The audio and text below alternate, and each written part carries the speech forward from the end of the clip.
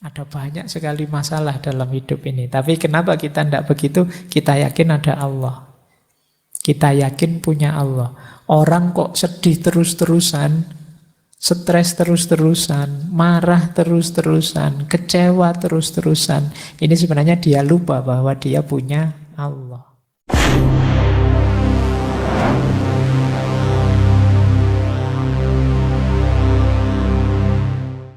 Assalamualaikum warahmatullahi wabarakatuh. Bismillahirrahmanirrahim. Alhamdulillahi rabbil alamin. Wa bihi nasta'inu ala umurid dunya waddin.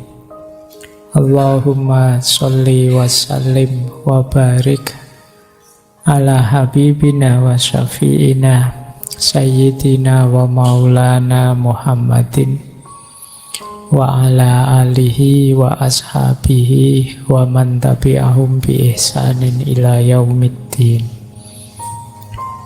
Amma ba'du. Oke, kita mulai saja. Malam hari ini kita melanjutkan tema muhasabah. Melanjutkan minggu lalu kita membahas istiqomah yang dalam dunia tasawuf kadang dihubungkan dengan karomah.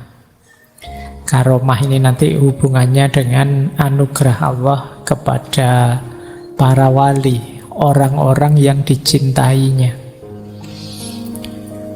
Baik, bismillah, langsung saja kita masuk ke materinya biar nanti selesainya tidak malam-malam. Ini kan mengikuti prinsipnya teman-teman mahasiswa, mulai boleh telat tapi selesainya kan harus on time. Iya. Baik, bismillah. Karomah ini kalau dalam Islam itu salah satu jenis khawarikul ada. Khawarikul ada itu sesuatu yang tidak sama atau berbeda, atau kadang diterjemahkan menyalahi adat. Adat itu yang biasanya yang normal. Khawarikul ada itu dalam bahasa Indonesia kadang diterjemahkan peristiwa yang luar biasa. Jadi bukan peristiwa biasa-biasa saja. Nah, di hampir semua agama ada pandangan tentang peristiwa yang luar biasa ini. Nah, kalau dalam Islam ternyata jenisnya banyak. Ini kan kalau dalam bahasa Inggris kan kadang hanya pakai istilah miracle, mukjizat. Nah, ini bagian dari mukjizat. Kita awali. Ya, padahal mukjizat itu peristiwa luar biasa yang dianugerahkan oleh Allah kepada para nabi. Jadi untuk penguat dakwahnya. Meskipun kalau dalam bahasa Indonesia kata mukjizat ini rasanya umum saja. Ada orang misalnya kecelakaan sedahsyat itu kok selamat, terus beritanya ini di antara sekian orang yang tewas ada satu orang yang mendapat mukjizat sehingga dia masih hidup. Nah itu kalau tidak hati-hati kamu, wah ini jangan-jangan habis kecelakaan jadi nabi dia, kok dapat mukjizat. Tapi yang memang bahasa Indonesia secara umum mendefinisikan mukjizat itu pokoknya peristiwa luar biasa, begitu saja. Ya kalau definisi pasnya sebenarnya mukjizat itu hanya untuk nabi. Nah, kalau karomah ini untuk para aulia, orang-orang yang dicintai Allah. Malam hari ini kita membahas karomah ini saja. Mungkin lain waktu kita bahas mukjizat. Nah ini kalau karomah itu untuk para wali. Masih ada lagi ma'unah. Ma'unah itu untuk kita, orang biasa-biasa. Kadang-kadang kita ngalami juga hal luar biasa, kayak tadi kecelakaan begitu dahsyatnya tapi masih selamat, masih segar bugar. Itu sebenarnya pasnya ya ma'unah. Jadi peristiwa luar biasa yang diberikan oleh Allah pada orang biasa. Ada lagi nanti namanya irhas. Irhas ini peristiwa luar biasa yang diberikan pada calon nabi. Jadi orang yang nantinya oleh Allah diberi wahyu untuk jadi nabi itu sejak awal, sejak kecil memang dijaga oleh Allah dan terhindar dari bahaya, dilindungi dari berbagai musibah, bencana, dan lain sebagainya. Ini namanya irhas. Seperti Rasulullah itu waktu sebelum beliau mendapat wahyu, misalnya berdagang kemana melalui padang pasir, itu selalu ada awan yang menaungi sehingga tidak panas. Itu namanya irhas. Nah, kayak misalnya malam hari ini kan suasananya agak panas, agak sumuk, tapi mungkin ada kok sendirian, saya seger-seger aja Pak, dingin Pak. Itu mungkin, tapi bukan irhas, kalian bukan calon nabi. Ini namanya ma'unah. Nah, kalau kalian, kita ini orang biasa, namanya ma'unah. 4 yang atas ini positif, luar biasa tapi positif. 3 yang terakhir luar biasa tapi negatif. Ada namanya istidraj. Istidraj itu peristiwa luar biasa yang diberikan oleh Allah pada orang-orang yang negatif, orang jahat, orang banyak dosa, orang banyak maksiat. Itu kadang oleh Allah diberi juga anugerah-anugerah yang luar biasa. Tapi ini dalam rangka biar dia tidak sadar-sadar, biar nanti menghukumnya mantep.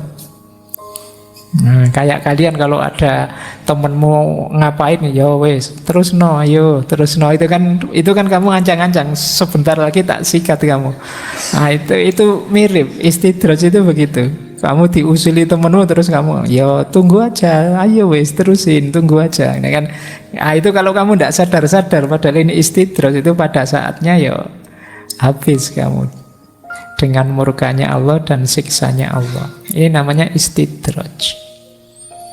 Jadi maka ya, yang untuk kita orang biasa, Pak saya itu padahal sholatnya masih bolong-bolong loh Pak, tapi kalau saya ngomong itu kok mesti pas ya, mesti cocok ya, jangan-jangan saya ini calon wali apa-apa ya.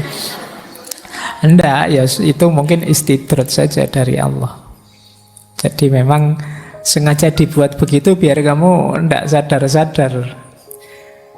Kalau diingatkan dengan musibah, bencana, mungkin kamu cepat sadar, ya Allah, aku dosa apa, aku kok begini itu. Tapi kalau diberi nikmat terus, nah itu dikasih istidraj oleh Allah. Nah, kamu malah terlena, merasa sudah benar padahal salah. Nah, ada lagi sihir. Sihir ini perbuatan luar biasa yang dilakukan oleh orang-orang jahat untuk tujuan jahat. Ini sihir. Kalau Imam Ghazali menyebutnya salah satu ilmu yang madhmumah, ilmu yang tercela. Jadi ada ilmu-ilmu yang sebaiknya kita tidak usah mempelajari. Itu namanya sihir. Ada lagi yang terakhir namanya ihanah. Ihanah itu peristiwa luar biasa yang diberikan oleh Allah untuk menghinakan orang ini.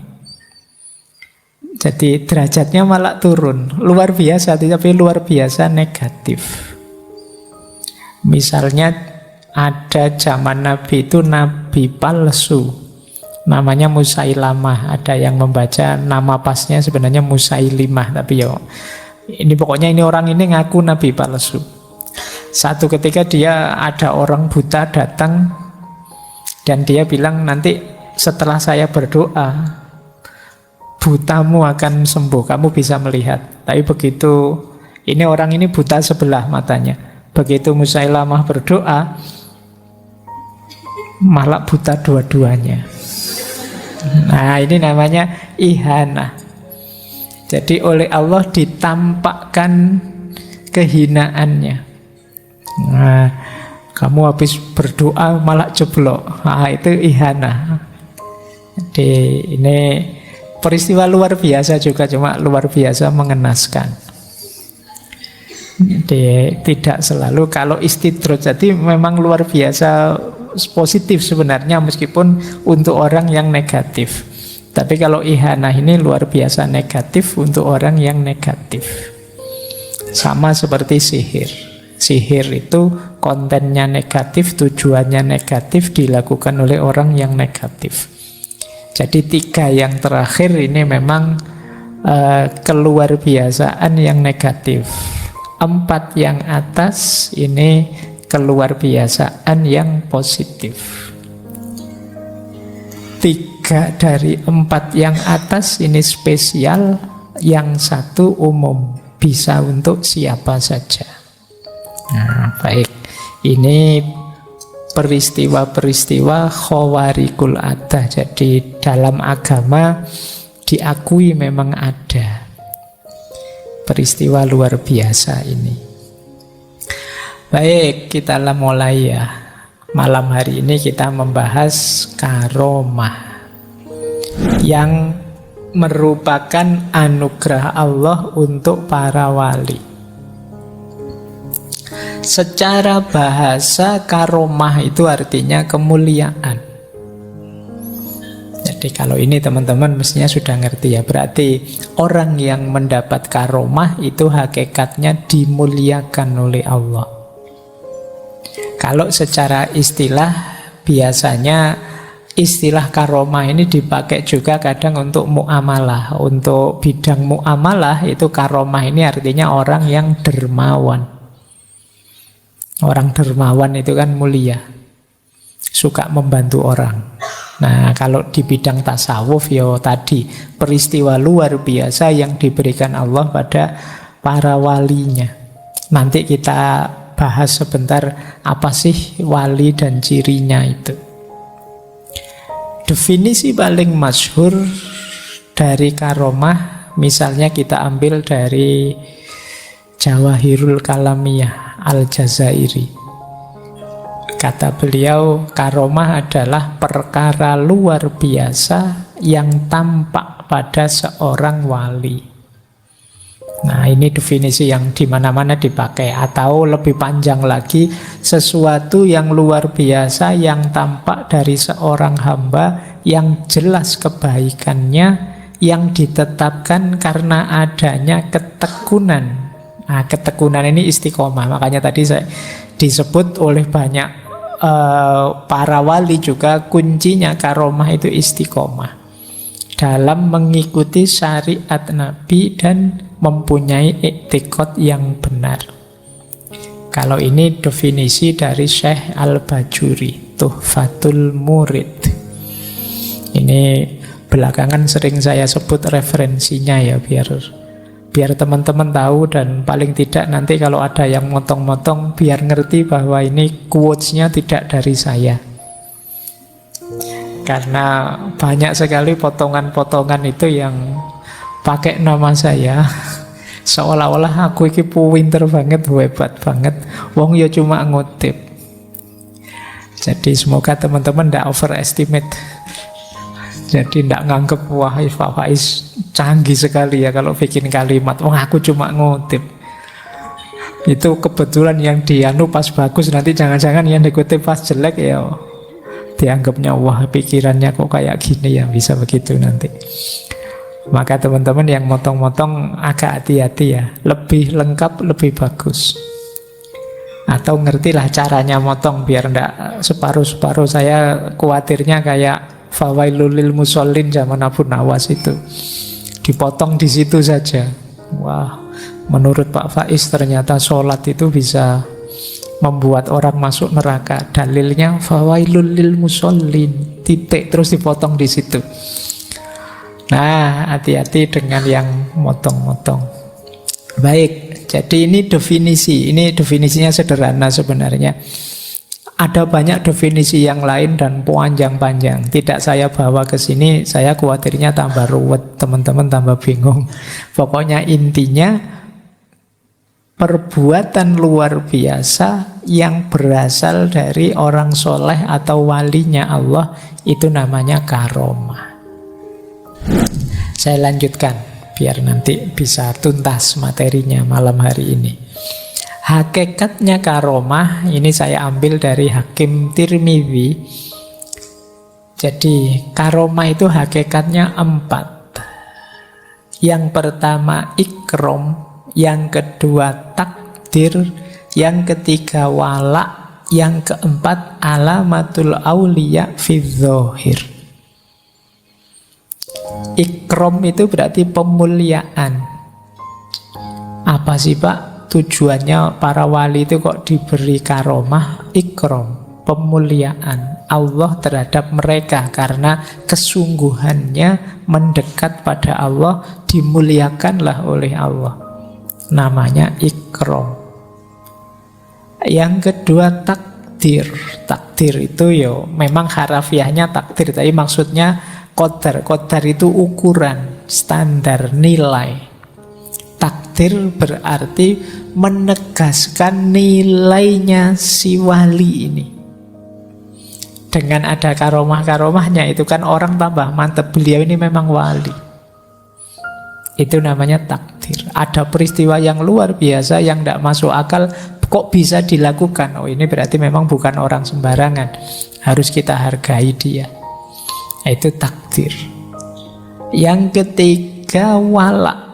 Wala itu penegasan kewalian, kedekatan seseorang, kecintaan seseorang, ketaatan seseorang kepada Allah. Nah, ini namanya wala. Dan yang terakhir, alamatul auliya fi dzahir. Jadi penanda, penciri para wali di level fenomena, di level realitas. Jadi hakikatnya karomah apa? Ikrom, takdir, wala, dan alamatul auliya fi dzahir. Dia simbol pemuliaan Allah padanya.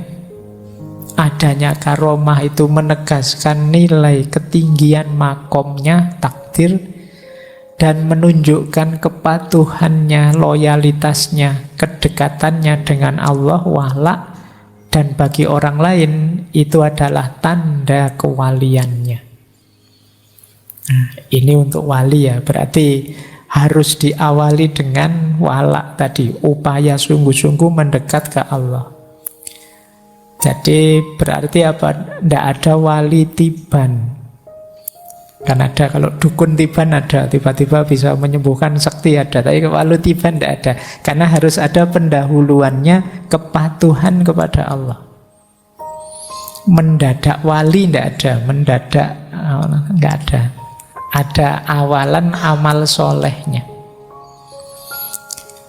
Baik, jadi ini hakikatnya karomah. Saya lanjutkan. Ini sebelum ke analisisnya ya. Ada pandangan manusia itu menyikapi kejadian luar biasa terpilah 3. Ada yang ifrot, ada yang tafrid, dan yang ideal itu yang ketiga, yang hikmah. Saya tidak tahu teman-teman ada di posisi mana, karena belakangan banyak yang tidak percaya dengan yang luar biasa, yang gaib-gaib sama sekali. Ada juga yang apa-apa ditafsirkan ke sana. Jadi ada ifrot. Ifrot itu berlebihan. Jadi pokoknya orang bisa melakukan perbuatan luar biasa itu berarti walinya Allah. Kadang agak ngarang-ngarang gimana gitu. Nah, ini namanya ifrot, berlebihan. Jadi karena karomah yang dianugerahkan Allah itu ya sifatnya temporer. Suka-suka Allah, prerogatifnya Allah. Kadang-kadang kan di kelompok yang ifrat ini yo segala sesuatu ditafsirkan sebagai bagian dari karomah, padahal ini hanya untuk para walinya saja. Kadang siapa saja bisa dapat keluar biasaan ini. Ini ifrat. Saya tidak tahu sekarang masih ada apa enggak ya. Zaman saya dulu ada majalah-majalah yang misalnya ilmu karomah yang bisa dipelajari bayar mahar sekian atau kayak gini ada. Ini agak ifrat, berlebihan. Ada juga yang tafrid. Tafrid itu tidak percaya sama sekali. Itu omong kosong saja. Itu khurafat saja. Itu cerita-cerita tidak masuk akal saja. Ya kalau masuk akal namanya tidak luar biasa. Perbuatan luar biasa itu mesti saja tidak masuk akal. Kalau masuk akal ya biasa saja, namanya bukan karomah. Jadi banyak juga yang tafrid hari ini. Misalnya ada kelompok-kelompok misalnya yang madhabnya saintisme misalnya. Apa-apa itu ya melihatnya sisi sainsnya saja misalnya. Di luar itu dianggap tidak bermakna, meaningless. Nah, ini kelompok tafrid. Karena kalau dalam agama itu kan realitas itu tidak hanya realitas empiris konkret, tapi juga ada realitas metafisik. Tidak hanya alam syahadah, tapi ada juga alam ghaib. Itu kalau dalam agama. Maka pandangan-pandangan tafrid kurang memadai. Ifrat juga tidak memadai. Iya, memang Allah itu menakdir, punya kuasa untuk memberi kemukjizatan, memberi karomah, memberi ma'unah pada hambanya. Meskipun tidak selalu terus-terusan begitu.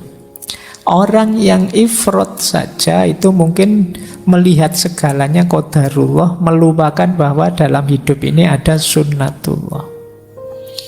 Orang ifrat itu nunggu-nunggu karomah terus. Kok tidak belajar mah? Saya tak berdoa saja, siapa tahu Allah menganugerahkan. Mukjizatnya saya tidak pernah kuliah, ternyata lulus cum laude misalnya. Ini ifrat namanya. Kamu nyari mukjizat terus, nyari karomah, nyari ma'unah terus, mengandalkan qadarullah saja. Nah, kebalikannya yang tafrid. Yang tafrid ya tidak percaya itu semua, pokoknya mengandalkan amalnya saja. Dua-duanya tidak positif. Yang positif apa? Hikmah. Ya hidup ini ada sunnatullahnya, tapi jangan lupa kalau Allah ridho, Allah bisa intervensi dengan qadarullah, antara lain dalam bentuk karomah atau ma'unah. Ini yang disebut hikmah. Pak kalau mengikuti kemampuan saya, paling saya lulus itu IP-nya cukuplah pas-pasan 3. Nah, maka saya serius belajar. Kok dilalah bisa cum laude. Yang di atas 3 itu bagian dari ma'unahnya Allah. Nah, itu cara menyikapinya begitu. Jadi banyak yang tafrid, banyak yang ifrat. Banyak yang mengeluh, orang Indonesia itu isinya suka kelenik-kelenik saja, suka tidak bisa fokus di sains. Kemajuan itu sains lah. Iya, dalam hidup ini ada sisi saintifiknya, tapi juga jangan lupa hidup itu tidak se-eksak itu ketika berhubungan dengan manusia. Kadang-kadang kalkulasi-kalkulasi rasional kita bisa meleset. Di situ gunanya hadirnya Allah dengan qadarullahnya. Makanya rukun iman itu yang keeman, ya qada ya qadar. Qada itu nanti berhubungan dengan sunnatullah tadi, mekanisme hukum alam, pola-pola. Kalau yang qadar ini berhubungan dengan intervensinya Allah, prerogatifnya Allah untuk menakdir apa, memutuskan apa untuk kita. Baik, ini untuk bahan renungan teman-teman, selama ini saya ada di mana? Atau jangan-jangan saya tidak pernah mikir gitu-gitu kok Pak.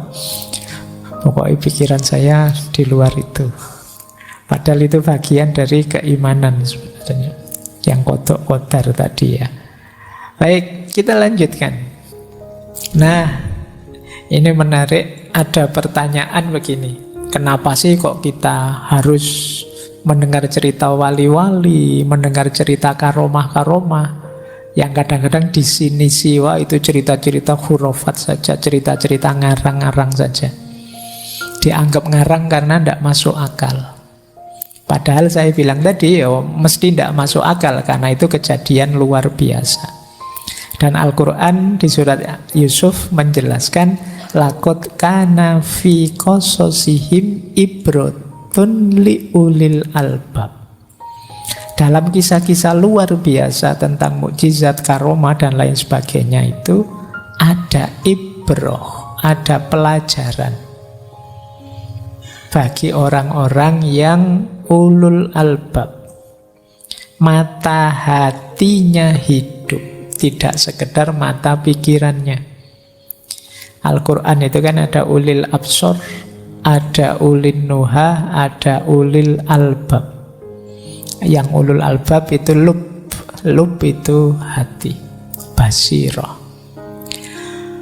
Baik, jadi kenapa ada cerita-cerita wali karomah yang luar biasa? Ya karena untuk ibroh bagi kita, biar tidak terlalu terjebak pada mekanisme duniawi.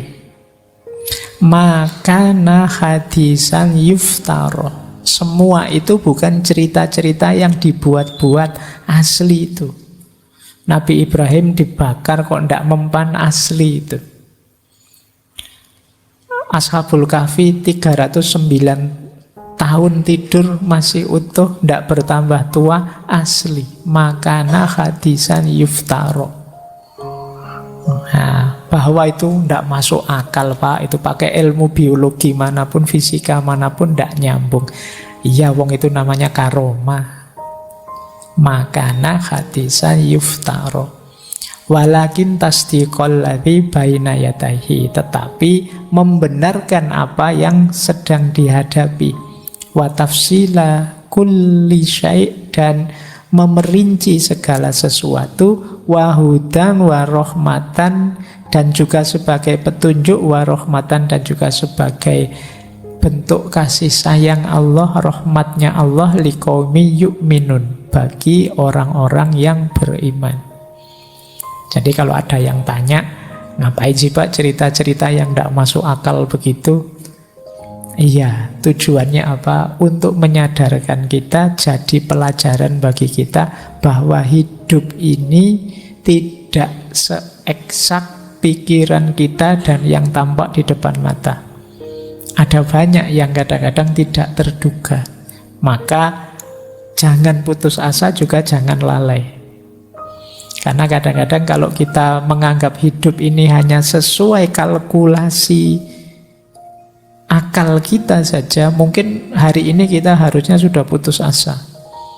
Ada banyak sekali masalah dalam hidup ini. Tapi kenapa kita tidak begitu? Kita yakin ada Allah. Kita yakin punya Allah. Orang kok sedih terus-terusan, stres terus-terusan, marah terus-terusan, kecewa terus-terusan. Ini sebenarnya dia lupa bahwa dia punya Allah. Nah, maka kalian yang sedang galau, tidak move on lama, kamu lupa bahwa ada Allah. Jangan putus asa. Jangan dikira meleset targetmu yang satu terus hidupmu hancur. Kamu bisa bikin target yang baru. Masih ada Allah. Dapat yang baru jangan-jangan lebih bagus dari yang lama. Di kampus ini kena DO, siapa tahu nanti di kampus yang baru DO lagi. Nah, ya enggak apa-apa itu. Itu namanya nasib. Baik, kita lanjutkan ya. Contohnya banyak. Itu dalam Al-Quran yang jelas, misalnya ada cerita Sayyidah Maryam, ibundanya Nabi Isa. Yang ini memang sejak dalam kandungan orang tuanya bernazar mendedikasikan beliau untuk Allah saja. Nah, ini hidupnya memang dijamin oleh Allah. Makanan selalu datang dari langit. Dan itu ndak milih musim. Kalau dalam ceritanya makanan buah-buahan musim dingin bisa dihadirkan di musim panas, buah-buahan musim panas dihadirkan di musim dingin. Ndak musimnya duren, kalau memang pengen duren ya duren datang. Ndak musim rambutan, pengen rambutan, rambutan datang. Nah, itu diantara karomah untuk Sayyidah Maryam. Ini sampai Nabi Zakaria heran, pamannya heran, ini makanan dari mana? Baik, ini contoh karomah. Oh, ini enak kalau kalian jadi wali dapat karomah seperti beliau ini. Kamu anak kos enak itu. Makanan ada terus. Kamu ndak mikir beli di mana, nyari kemana. Atau Ashabul Kahfi. Nah, ini yang karena istiqomah dengan keimanannya sampai dikejar-kejar, bersembunyi di goa, tidur 309 tahun. Oh, itu 3 abad lebih ya. Itu kalau dibandingkan Indonesia dijajah Belanda, itu Belanda datang sampai pulang baru bangun. Lihat kan 3,5 abad itu Belanda itu. Dan itu masih muda. Bangun setelah 309 tahun pun masih muda. Jadi ini Ashabul Kahfi, itu karomah dari Allah. Atau ada cerita menterinya Nabi Sulaiman yang mampu menghadirkan singgasananya Ratu Balkis sekedipan mata, ngalah-ngalahi Ifrit. Jadi sebelum Nabi Sulaiman kedip, singgasananya Ratu Saba sudah di depannya. Ini menteri yang namanya Asif bin Burkhiyah. Ada yang bilang Asif bin Farkhiyah. Ini keluar biasaan anugerah Allah pada orang-orang yang disayangi. Dan masih banyak cerita-cerita ini. Saya tadi membayangkan, saya tak cerita-cerita aja apa ya malam hari ini. Wah, nanti kalian tambah ngantuk. Jadi insya Allah cerita-cerita kalian ngerti semua lah. Malam hari ini kita agak mendalami konsep-konsepnya. Apa itu yang dimaksud karomah. Baik, kita mulai mendalami tanda-tanda karomah dan maksudnya. Sesuatu, ini bagi kita yang tidak mendapat karomah, untuk menilai ini karomah benar atau istidraj atau apa. Yang pertama apa? Orang yang menerima ini memang orang soleh. Itu karomah. Bukan berarti kayak kita tidak terlalu soleh, ini tidak mungkin luar biasa. Tapi kalau yang untuk kita kan namanya ma'unah. Tapi kalau itu karomah, pastikan ini orang soleh. Jadi Pak, tetangga saya itu tidak pernah sholat loh Pak, tapi karomahnya ya bukan karomah kalau itu. Jadi karomah itu hanya untuk wali-walinya Allah. Berarti dia harus orang soleh. Ada lagi yang kedua, tidak secara khusus berdoa, meminta, melatih diri untuk mendapat keistimewaan itu. Jadi ini memang insidental, diberikan langsung oleh Allah. Maka yang latihan-latihan, Pak saya latihan biar tidak mempan dibacok Pak, saya kayak gitu, itu mungkin ada, tapi namanya bukan karomah. Karomah itu memang sesuai kebutuhan saja. Ketika Allah menganggap kekasihnya ini butuh, itu diberi saat itu juga. Dan itu nyambung dengan ciri ketiga, tidak bisa dipamerkan, tidak bisa disombongkan. Ya persis seperti ketika Nabi Musa mukjizat, tongkatnya dipukulkan laut, terus lautnya terbelah. Itu kan insidental, saat itu Nabi Musa diberi petunjuk, disuruh mukulkan tongkatnya di laut. Jadi sepenuhnya prerogatifnya Allah, kapan, di mana, seperti apa. Bukan latihan, juga bukan melalui riyadhah lama minta bisa ini, ya Allah saya minta bisa melihat yang gaib-gaib, ya Allah, bukan itu. Jadi karomah itu sepenuhnya anugerahnya Allah. Jadi ya tongkatnya Nabi Musa tadi setelah dipakai itu terus kamu coba, nyoba, ayo terbelah, besok nyoba lagi, ayo buat main-main gitu, enggak bisa dipamerkan. Jadi dia sifatnya insidental, memang anugerah Allah sewaktu-waktu ketika Allah menganggap kekasihnya ini butuh itu diberi. Makanya tidak bisa dipamer-pamerkan, tidak bisa kok, wah saya wali loh, coba lihat saya bisa jalan di atas air nih, itu dipamerkan, tidak bisa begitu. Jadi ciri sederhananya orangnya memang soleh, bukan sesuatu yang memang diminta lama atau dilatihkan lama. Dan yang ketiga, tidak dipamer-pamerkan. Ini namanya karomah. Terus maksudnya apa sih? Karomah itu dianugerahkan oleh Allah. Secara umum targetnya 3. Jadi pasti itu tidak sekedar keuntungan atau kesenangan atau senang-senang saja bagi orang yang dicintainya, tapi lebih pada untuk meningkatkan tambah mantap, tambah Allahu Akbar, betapa Allah itu Maha Kuasa. Manusia yang secara fisika, matematika tidak mungkin bisa jalan di atas air, ternyata bisa. Orang tambah yakin. Ini target pertama. Jadi hadirnya karomah menambah mantap keimanan seseorang. Yang kedua, hadirnya karomah menambah percayanya orang pada para wali ini. Jadi sehingga ketika para wali ini dakwah lebih mudah diterima.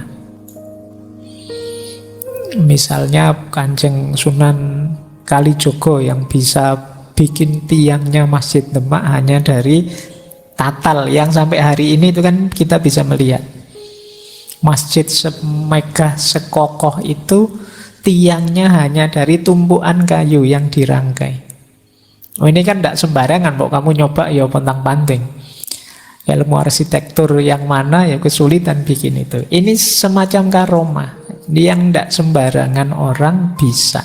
Nah, ketika orang ngerti, wah ini berarti beliau memang waliullah. Itu kan ketika mengajak kita, mendakwahi kita lebih mudah masuk. Jadi ini jadi wasilah, jadi sarana orang tambah percaya. Ya karena masyarakat Jawa cara berpikirnya agak gaib, agak mistik, ya nanti banyak mukjizat karomah-karomahnya para wali itu ya seputar itu. Nah, yang ketiga, adanya karomah itu ya penegasan bagi wali ini tentang makomnya dan tuntutan untuk istiqomah. Berarti Allah menerima itu.